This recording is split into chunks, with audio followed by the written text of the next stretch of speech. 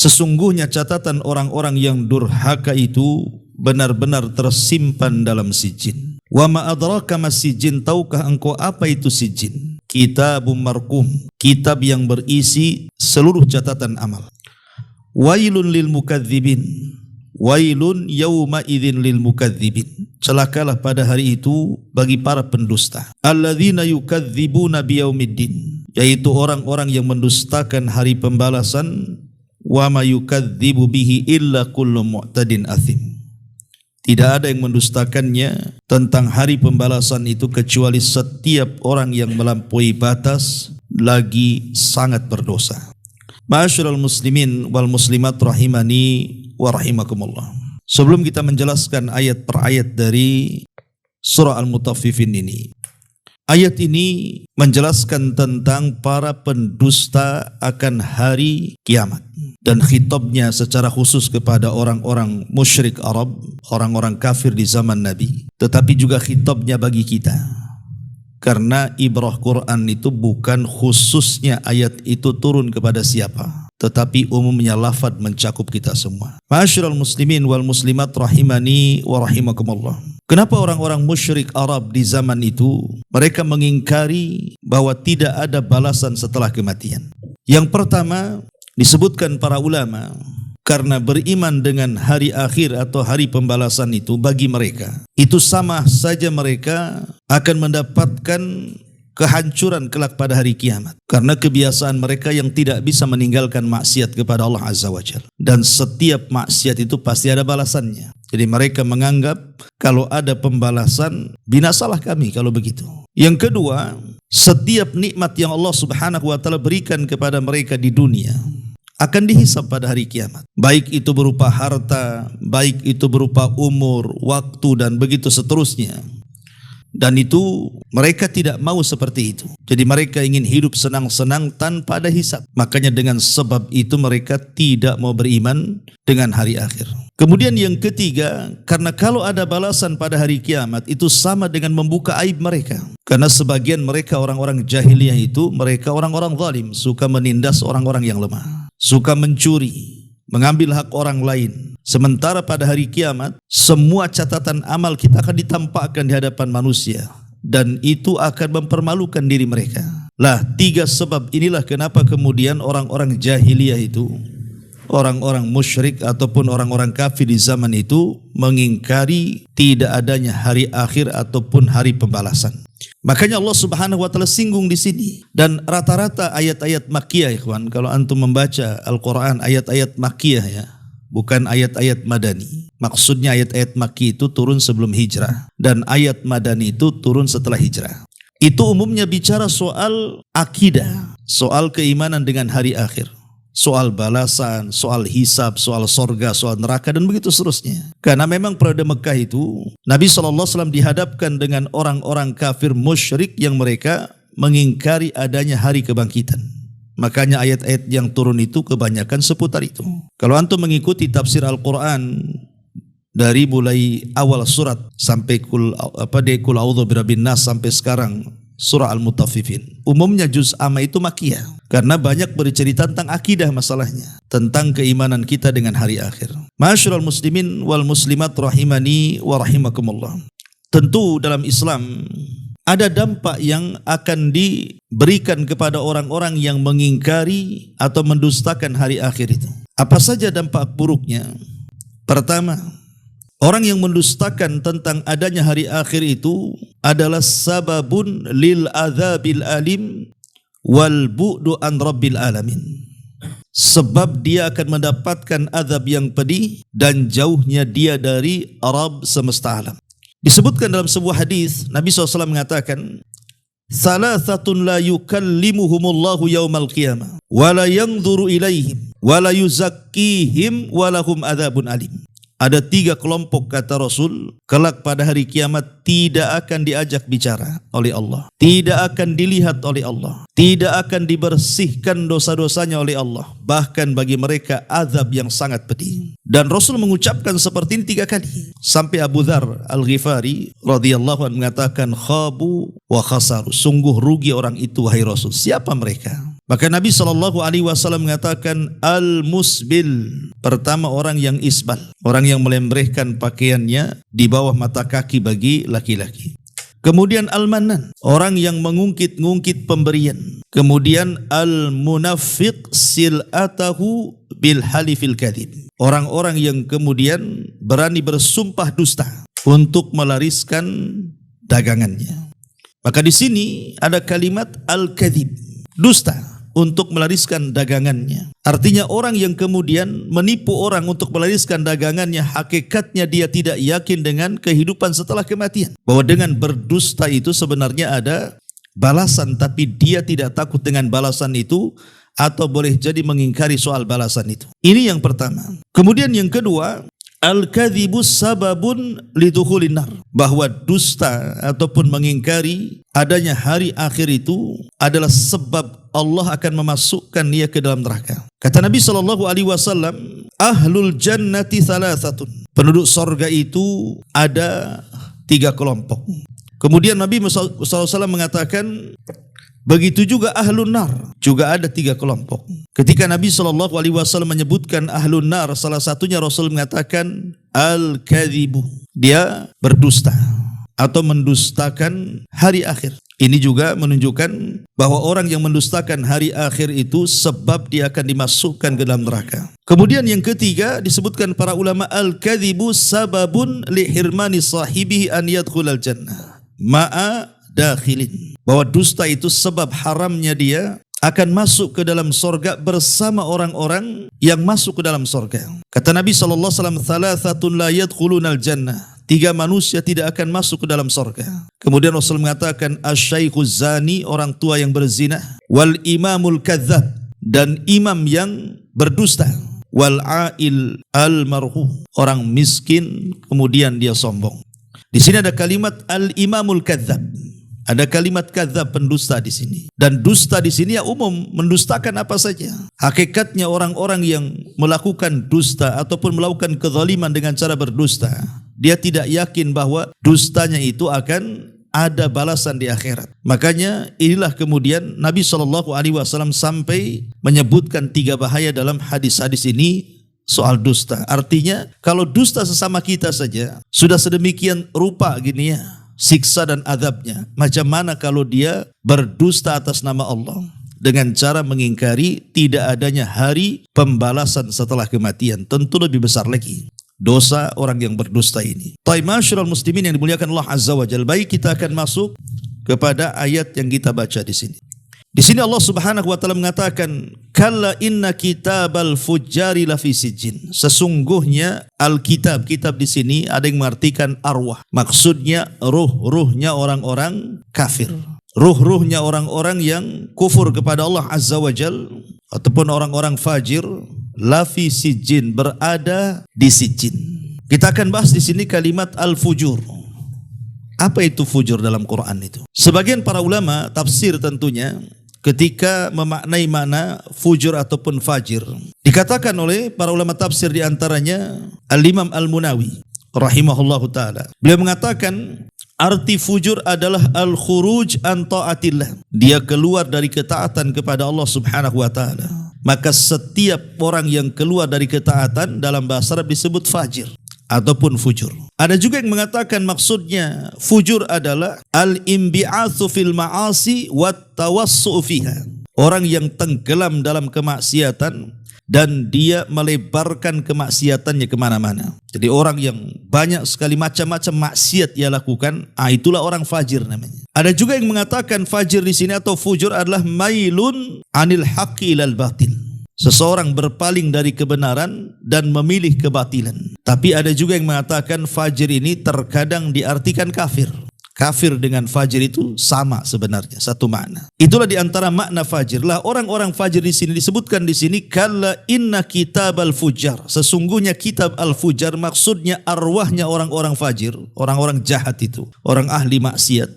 Lafi sijin, berada di sijin. Apa itu sijin? Disebutkan oleh para ulama ketika bicara soal apa itu sijin. Jadi sijin itu adalah tempat yang paling dasar yang ada di perut bumi. Dia di bawah 7 lapis lagi. Kan bumi itu kan ada 7 lapis tuh. lah sijin itu masih di bawahnya lagi. Dan itulah arwahnya orang-orang kafir pada hari kiamat, maka mereka akan disimpan di situ. Sementara arwahnya orang-orang yang beriman akan disimpan di Illiyin, di tempat yang paling tinggi. Adapun Illiyin sendiri tempat yang paling tinggi, yang paling mulia itu yashhaduhul malaika. Malaikat menyaksikannya. Tetapi arwahnya orang-orang kafir yang ada di sijin itu yashhaduhus syayatin. Yang menyaksikan adalah setan-setan. Karena di situ tempat arwahnya setan. Jadi ada yang mengatakan ruh-ruhnya orang-orang fajir itu mereka akan ditempatkan di tempat-tempat setan di sijin. Dari sini ada faedah bahwa syayatinul insi wal jin, setan manusia dan jin itu ada alaqah, ada kerjasama. Terkadang di dunia ini antara setan dari kalangan manusia dan setan dari kalangan jin itu ada kerjasama. Contohnya umpamanya dunia perdukunan. Allah Subhanahu wa taala mengatakan dalam surah Jin, "Wa innahu kana rijalun minal insi ya'udzuna birijalin minal jinni fazaduhum rahaqa." Ada sebagian orang itu dari kalangan manusia, mereka meminta perlindungan kepada sebagian dari kalangan jin. Akhirnya jin-jin itu menambah kekufuran kepada manusia. Jadi ada orang-orang itu yang bekerja sama dengan mereka, seperti kalangan para dukun, bomo dan yang semacamnya. Ataupun mengikuti tingkah laku mereka. Dan setiap maksiat itu adalah was-was daripada syaitan. Makanya kenapa kemudian orang-orang yang ahli maksiat, apalagi semua maksiat dilakukannya sampai kepada tingkat fujar, maka ruh-ruh mereka akan dicampur adukkan dengan tempat-tempat syaitan yang ada di sijin. Makanya di sini Allah mengatakan kalla inna kitabal fujari lafi sijin. Ingatlah sesungguhnya ruh-ruhnya orang fajir, orang jahat itu akan diletakkan di sijin. Atau boleh jadi yang dimaksud kitab di sini catatan keburukan. Seperti hadis Bara ibn Azib radhiyallahu an. Ketika Nabi SAW menceritakan tentang ruhnya orang yang beriman yang bisa melewati lapisan-lapisan langit. Sampai ruhnya orang yang beriman berjumpa dengan Allah Azza wa Jalla. Maka Allah Subhanahu wa taala katakan, kembalikan ruhnya ke dalam jasadnya, tapi angkatlah catatannya ke Illiyin, kata Allah. Tetapi orang-orang kafir, maka mereka jangan lagi berjumpa dengan Allah Azza wa Jalla. Pintu-pintu langit saja tidak dibuka. Sampai-sampai dijelaskan dalam Al-Quran itu la tufattahu lakum abwabus sama wa la yadkhulunal jannata hatta yalijal jamalu fi samil khiyat. Jadi pintu-pintu langit itu tidak akan dibukakan kepada mereka, dan mereka tidak akan dimasukkan ke dalam sorga sampai ada cerita unta masuk ke liang jarum, kata Allah. Lalu dengan ruh itu bagaimana caranya? Allah katakan lemparkan ruh itu, kemudian letakkan catatannya di sijin. Akhirnya ruh itu dilempar, akhirnya masuk ke dalam jasad yang ada di kuburan, maka dia merasa remek badannya, seolah-olah jatuh dari ketinggian. Adapun catatannya, seluruh lapisan bumi menolaknya. Bumi yang pertama menolaknya, bumi yang kedua menolaknya, sampai ke lapisan yang ketujuh menolaknya. Akhirnya catatan itu disimpan di tempat yang disebut dengan sijin, di bawah 7 lapis bumi lagi. Itulah sijin. Ma'asyiral muslimin wal muslimat rahimani wa rahimakumullah. Kemudian Allah Subhanahu wa taala mengatakan kalla inna kitabal fujjar lafi sijin. Tentu kenapa orang itu bisa menjadi jahat, ikhwan? Banyak melakukan kemaksiatan kepada Allah Azza wa Jalla. Tentu ada sebabnya kan. Lah di antara sebab orang itu menjadi jahat kemudian menjadi ahli maksiat itu, pertama karena dhaful iman. Boleh jadi karena lemahnya iman tuh. Makanya definisi iman itu dia bertambah dengan ketaatan, berkurang dengan kemaksiatan. Jadi salah satu orang itu jadi jahat dan ahli maksiat itu boleh jadi karena lemahnya iman, sehingga dia banyak melakukan maksiat. Atau yang kedua karena intisyarul fisqi fil mujtama, banyaknya kefasikan di tengah-tengah masyarakat. Ketika ada orang baik satu berkumpul dengan banyak orang fasik, pasti orang baik ini lama-lama jadi fasik. Karena namanya teman itu akan menarikan. Jangan itu saya punya cerita. Ada seseorang pegawai di pemerintahan itu. Dia mengatakan, Ustadz, pada awalnya saya masuk ke lembaga itu saya ingin merubah, katanya. Tapi setelah saya masuk saya dimusuhi orang satu kantor, katanya. Kenapa? Karena tidak ikut prosedur mereka, katanya. Akhirnya dalam hati saya ini, keluar hilang pekerjaan, tetap di situ harus ikut dengan gaya mereka yang bermaksiat kepada Allah Azza wa Jalla. Itu satu kantor, gimana satu kampung coba. Ya. Kemudian yang ketiga, terkadang Ghiyabu faridatil amri bil ma'ruf wan nahyi 'anil munkar. Hilangnya orang yang mencegah kemungkaran. Boleh jadi mungkin mengajak manusia kepada kebaikan itu mudah ya kan. Tapi kalau mencegah kemungkaran ini agak berat biasanya. Kalau orang ngajak sholat mungkin agak enak gitu ya. Nggak tersinggung orang. Coba kalau seandainya ada orang yang melakukan bid'ah antum cegah. Enggak marah dia. Ya. Atau ada orang yang sedang minum khamr antum ambil botolnya. Jangan. Mungkin antum dipukul sama botolnya tuh. Ya. Jadi mencegah kemungkaran itu memang berat gitu ya. Lain kalau hanya mengajak kebaikan saja. Tapi justru ketika kemungkaran tidak dicegat, boleh jadi itu pula yang menjadikan akhirnya banyak orang yang melakukan kejahatan dan maksiat di mana-mana. Atau boleh jadi yang keempat, tasahul bil ma'asi. Orang itu memudah-mudahkan dengan maksiat. Ini kan dosa kecil saja, belum dosa besar katanya. Saya kan baru 1 kali, belum 2 kali. Saya kan baru coba-coba katanya. Belum kayak si Anu udah kecanduan tuh. Orang kalau kemudian meremehkan maksiat, baik yang besar ataupun yang kecil, maka lama-lama kemudian namanya maksiat itu kan ada kelezatan di dalamnya, ikhwan. Pasti orang yang pernah maksiat pertama, kalau dia tidak cepat bertobat akan masuk ke maksiat yang kedua. Dan begitu seterusnya. Maksiat ini ada turunannya. Ya. Dan banyak lagi sebab-sebab orang itu terjatuh kepada fujur tadi. Taib, di sini Allah Subhanahu wa taala mengatakan kalla inna kitabal fujari lafi sijin wa ma adraka masijin. Tahukah kamu apa itu sijin? Sebenarnya sijin itu dalam bahasa kitanya, dalam bahasa Indonesianya adalah penjara. Si fulan ada di sijin, maksudnya si fulan ada di penjara. Dan penjara zaman dulu itu rata-rata di bawah tanah. Penjara di zaman dulu kan di bawah tanah biasanya. Nanti kemudian dikasih kerangkeng gitu kan. Nah, zaman sekarang iya di atas tanah. Sehingga istilah sijin itu ya di bawah tanah maksudnya gitu ya. Istilah penjara itu. Jadi ruh-ruhnya orang-orang kafir itu akan terpenjara di bawah tanah. Dan juga ruhnya orang-orang fajir, orang-orang fasik, ahli maksiat juga akan diletakkan di situ. Kemudian Allah mengatakan kitabum marqum. Kitabum marqum, kitab yang berisi catatan amal. Jadi semua manusia baik melakukan kebaikan, baik melakukan kejahatan, semua ada catatannya. Karena ada malaikat-malaikat itu yang ditugaskan oleh Allah memang untuk mencatat. Salah satunya Raqib dan Atid. Itu mencatat segalanya walaupun ada khilaf para ulama kan. Karena ucapan manusia itu kan terbagi 4 ya. Ada yang sifatnya pahala semua, 100%. Ada yang sifatnya dosa semua, 100%. Ada yang sifatnya campur aduk, ada pahala dan dosa. Ada sifatnya tidak berpahala, ya tidak berdosa juga. Itulah ucapan manusia. Tidak lepas dari 4 perkara ini. Yang pertama, berpahala semua. Mungkin ucapannya itu dalam bentuk zikir, baca Quran, mengajak manusia kepada kebaikan, dan tidak mengeluarkan kata-kata kecuali yang santun dan begitu seterusnya. Maka ini 100% kebaikannya. Tapi ada kemudian ucapan itu 100% keburukannya kan. Yang keluar itu hanya ghibah, namimah, cacian, makian, hinaan, macam-macam. Maka itu 100% itu dosa isinya. Tapi ada ucapan itu dia banding dia. Ya kadang-kadang dia mengucapkan yang baik di satu majelis itu. Ya kadang-kadang pula dia menggibah orang. Kadang-kadang menasihati orang, satu sisi rupanya dalam dibalik nasihat itu sedang membongkar aib orang. Ya memang seperti itu. Tapi ada juga kata-kata itu yang enggak mengandung dosa, yang enggak mengandung pahala. Kayak antum ngobrol lah sama kawan itu. Tapi ini pun menghabiskan waktu masalahnya. Kadang kalau ngobrol lama-lama ini, kadang-kadang lupa sholat, lupa macam-macam tuh. Lah kata ulama, 3-4 macam kata-kata ini semua akan dicatat malaikat. Walaupun itu bentuknya tidak ada dosa dan pahala. Tetapi yang dihisab itu cuma 2 saja. Pertama ucapan yang mengandung dosa, yang kedua ucapan yang mengandung pahala saja. Tapi sebagai amanah ilmiah para malaikat yang mencatat itu, dia akan mencatat sampai kepada kalimat aduh saat sakit pun dicatat. Seperti yang terjadi kepada Imam Ahmad saat sakit. Dia mengerung kesakitan mengatakan aduh. Kemudian muridnya mengatakan ya Imam innal anina kalimatun wal kalimatu tuktab katanya. Ingat Imam, kalimat aduh itu kalimat loh. Dan kalimat itu dicatat malaikat. Langsung diam Imam Ahmad. Padahal dia sedang mengerung kesakitan tuh, karena takut dicatat. Ya. Jadi semua catatan itu lengkap di tangan para malaikat. Itulah kitabum marqum. Ya kalau itu catatannya kebaikan ya tentu diletakkan di Iliyin. Tapi kalau catatannya semua keburukan maka diletakkan di sijin. Kitabun marqum.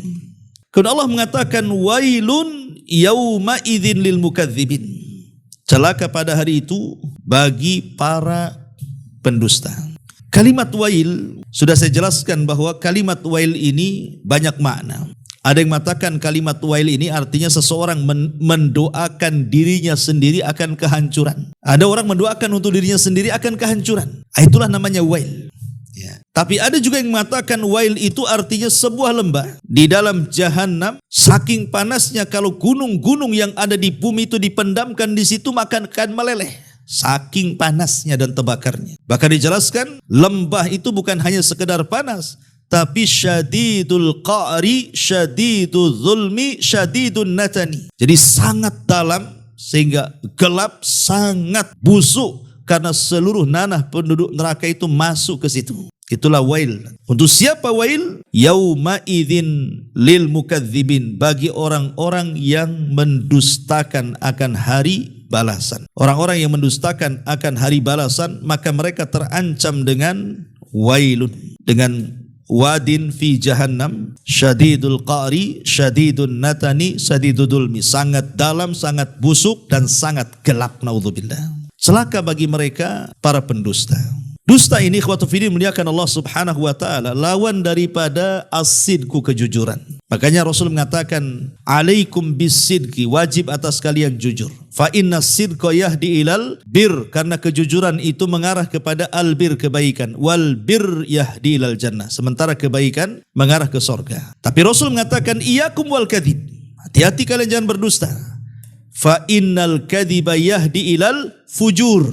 Di sini ada kalimat fujur, karena dusta itu mengarah kepada kefajiran, kejahatan, kemaksiatan, kefasikan. Wal fujur yahdi ilan nar, dan fujur itu akan mengarahkan kita ke dalam neraka. Jangan lagi cerita dusta kepada hari akhir yang sudah saya jelaskan akibat-akibatnya tadi. Kalau seandainya seseorang suka berdusta di dunia saja, itu banyak sekali madaratnya. Di antaranya disebutkan oleh para ulama yang orang berdusta itu biasanya in'idamur rahati wal amni, hilangnya perasaan tenang, hilangnya perasaan aman. Karena orang berdusta takut ketahuan masalahnya, enggak tenang hidupnya tuh. Kemudian yang kedua, al-kadzibu yumridul qalba, dusta itu bisa membuat penyakit dalam hati.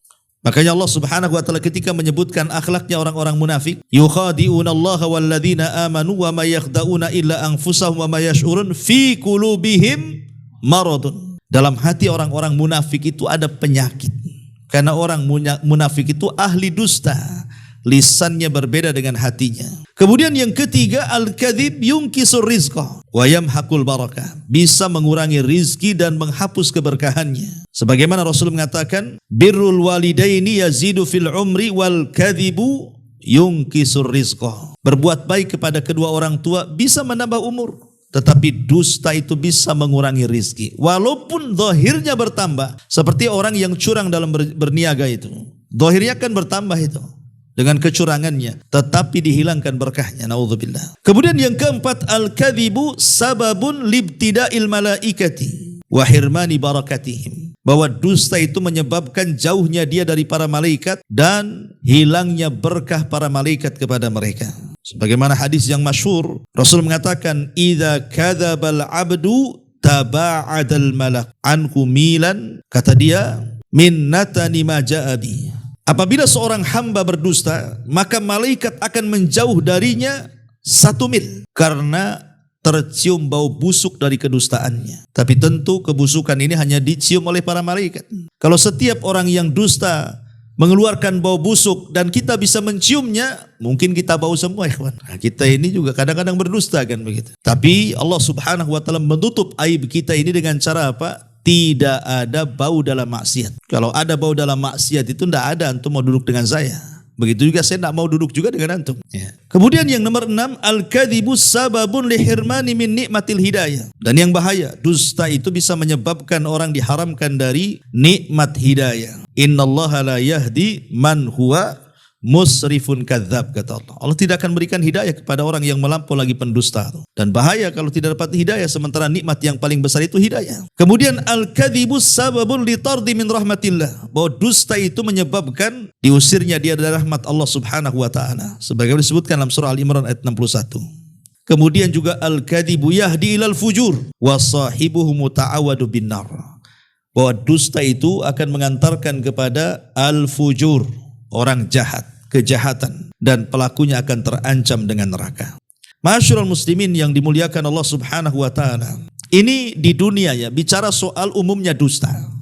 Kalau umumnya dusta saja terancam dengan 8 perkara ini, macam mana orang yang mendustakan hari kebangkitan? Bahwa tidak ada hari kebangkitan, tidak ada hari balasan, tidak ada sorga, tidak ada neraka. Lebih kejam lagi dustanya. Dan lebih besar lagi kemudian balasannya. Makanya lihat, ketika Nabi SAW bicara tentang azab kubur. Ketika Nabi SAW diperlihatkan ada orang yang dimasukkan celulit di mulutnya, kemudian dirobek sampai tengkuknya. Kemudian ketika celulit itu diarahkan ke sebelah kirinya, hendak merobek sampai tengkuknya, di sini sudah sembuh lagi. Asih begitu saja dibolak-balik itu. Saya bayangkan sampai Rasul mengatakan kepada Jibril, "Mahadza? Siksa apa orang ini kok kayak gini sekali?" Maka kemudian Jibril alaihi salam atau malaikat yang lain menjelaskan kepada Nabi SAW, orang itu kenapa disiksa seperti itu? Karena fakadzabun yuhadditsu bil kadzbati. Karena orang itu pendusta, suka berdusta hatta tablughul afaq. Dustanya itu sampai melambung ke langit katanya. Dusta sampai melambung ke langit itu seperti apa? Kalau di zaman dulu mungkin susah mencontohkan dusta sampai melambung ke langit itu. Artinya dustanya kemana-mana. Ya, tapi hari ini kita bisa pahami hadis ini dengan sangat mudah, dengan contoh yang sangat mudah sekali. Ketika orang kemudian menulis sesuatu di internet, tulisan hoax umpamanya, dusta, copy paste, itu sudah tersebar kemana-mana tuh. Kalau orang dulu berdusta itu satu desa lama menyebarnya kan, karena dari mulut ke mulut, dari telinga ke telinga. Tapi sekarang tidak perlu dari mulut ke mulut, cukup antum isi pulsa saja. Itu sudah satu dunia tahu kedustaan antum. Itulah dusta sampai melambung ke langit itu. Lah kalau dusta-dusta seperti ini, lihat siksaannya luar biasa di dunia, di akhirat, dalam kubur. Macam mana orang yang mendustakan hari kemudian? Makanya Allah mengatakan, wailun yauma idzin lil mukadzibin. Celaka, wail pada hari itu bagi orang-orang para pendusta. Kemudian Allah mengatakan alladzina yukadzibuna biyaumiddin, yaitu orang-orang yang mendustakan hari pembalasan, hari akhir. Dan umumnya yang suka mengingkari hari pembalasan itu kalau dulu ya zaman Nabi ya orang-orang jahiliyah, orang-orang musyrik Arab kan itu. Kalau zaman sekarang yang mungkin orang-orang ateis, ya, orang-orang yang tidak percaya dengan Tuhan. Tuhan aja nggak percaya, apalagi hari setelah kematian makin gak percaya lagi. Tuhannya aja gak percaya kan gitu.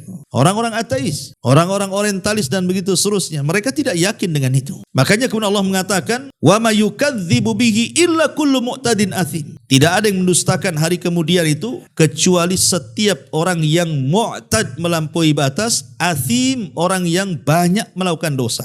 Jadi mu'tad itu orang yang melampaui batas syariat, ataupun atsim, banyak melakukan dosa. Karena orang banyak melakukan dosa itu takut kalau seandainya dia akan dihisap, makanya diingkari, tidak ada kehidupan setelah kematian itu. Kemudian Allah Subhanahu wa taala memberikan alasan kenapa orang-orang musyrik Arab itu mengingkari, karena idza tutla alaihi ayatuna qala asatirul awwalin. Apabila dibacakan kepada mereka ayat-ayat kami, mereka pun berkata itu dongeng-dongengannya orang terdahulu katanya. Itu dongengannya orang terdahulu. Ya. Ma'asyiral muslimin yang dimuliakan Allah Subhanahu wa taala. Dahulu di zaman Nabi SAW ada orang musyrik.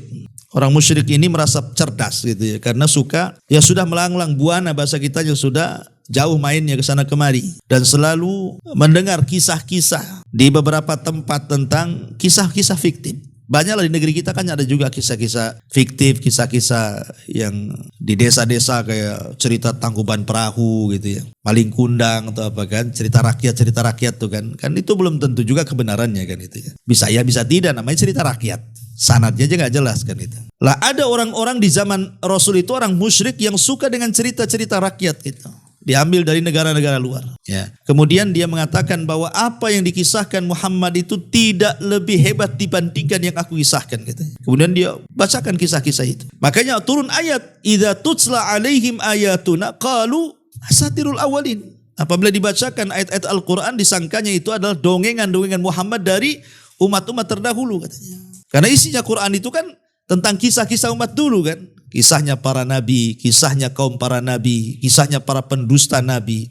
Kebanyakan umat-umat itu diceritakan dalam Quran. Tetapi ikhwatu fillah muliakan Allah Azza wa Jal, bahwa kisah-kisah dalam Al-Quran itu semua benar. Karena yang mengkisahkan bukan nabi. Yang mengkisahkanlah wahyu yang Allah turunkan kepada Nabi SAW. Wa ma yantiqu anil hawa in huwa illa wahyun yuha. Bahwa Nabi SAW tidak pernah mengucapkan dengan hawa nafsunya, yang diucapkan adalah wahyu yang diwahyukan kepadanya. Ya. Ma'asyiral muslimin yang dimuliakan Allah Azza wa Jalla, ini di antara tafsir singkat dari surah Al-Mutaffifin ayat ke-7 sampai ke-10.